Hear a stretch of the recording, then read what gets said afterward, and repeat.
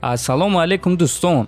Хуш омадем ба шабакаи мо. Дар навори имрӯза оиди тозатарин ва беҳтарин хабарҳо аз ҷаҳони ММА гап мезанем. Дӯстон, чӣ хеле ки медонед ширкати Шифофармо тӯли чанд моҳ мешавад ки бо бисёр блогерҳои машҳури тоҷик ҳамкорӣ мекунанд ва ширкати Шифофармо ҳамеша дар фикри муштариёни худ аст ва барои онҳо беҳтарин пешниҳодҳоро таъмин мекунад.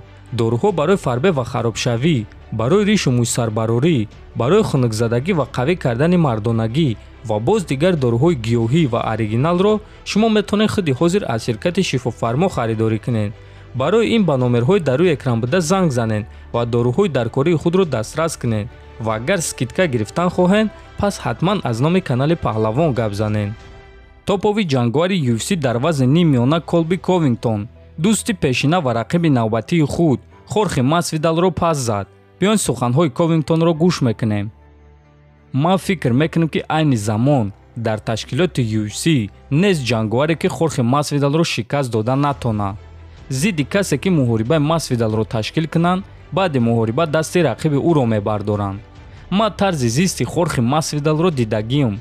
ӯ шахси сусти бетарбия аст. ӯ дар толори варзишӣ ҳар рӯз тамрин намекунад. барои ҳамин фарқ надорад ки UFC ӯро зидди кӣ мемонанд. ӯ дар лӯбои муҳориба шикаст мехӯрад, гуфтааст Ковингтон.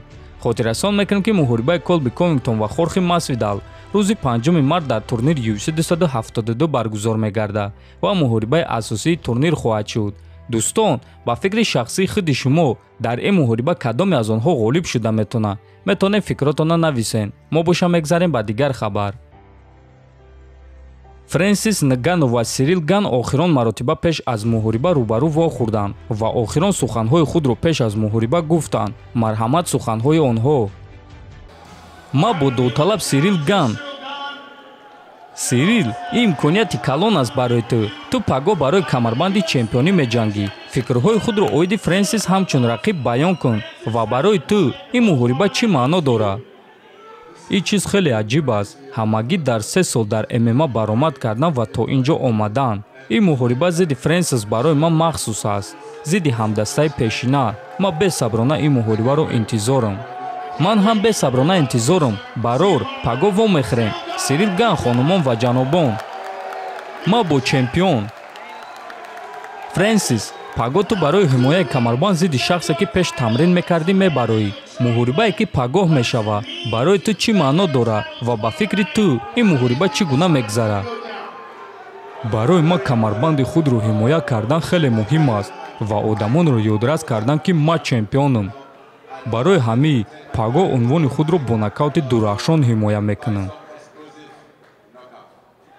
барор ҷаноб, хонумон ва ҷанобон, Фрэнсис Нгану.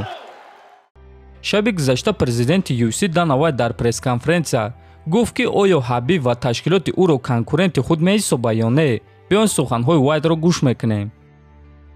медонед, ман боварӣ дорам ки ҳадафи Ҳабиб дар он аст ки конкуренти мо шавад. аммо ҳар рӯзҳои истироҳатӣ бисёр турнирҳо баргузор мегарданд. шояд ки шумо бачаҳо надонед, аммо ҳар ҳафта ин кор дар тамоми ҷаҳон мешавад.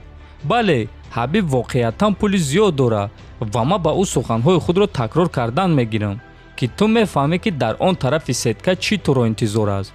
ӯ аз ҳама шахси боэҳтиром дар ҷаҳон аст. ӯро дар тамоми ҷаҳон эҳтиром мекунанд. Ҳабиб инсони беҳтарин аст.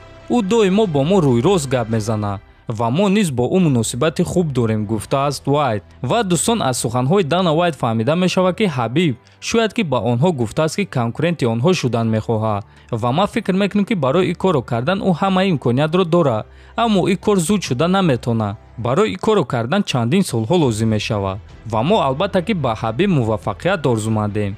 дӯстон, ба фикри шумо дар муддати чанд сол Ҳабиб конкуренти UFC шуда метавонад? метавонед фикротонро нависен, дар канал обуна шавен. то боздид, хонаободу сарбаланд бошед.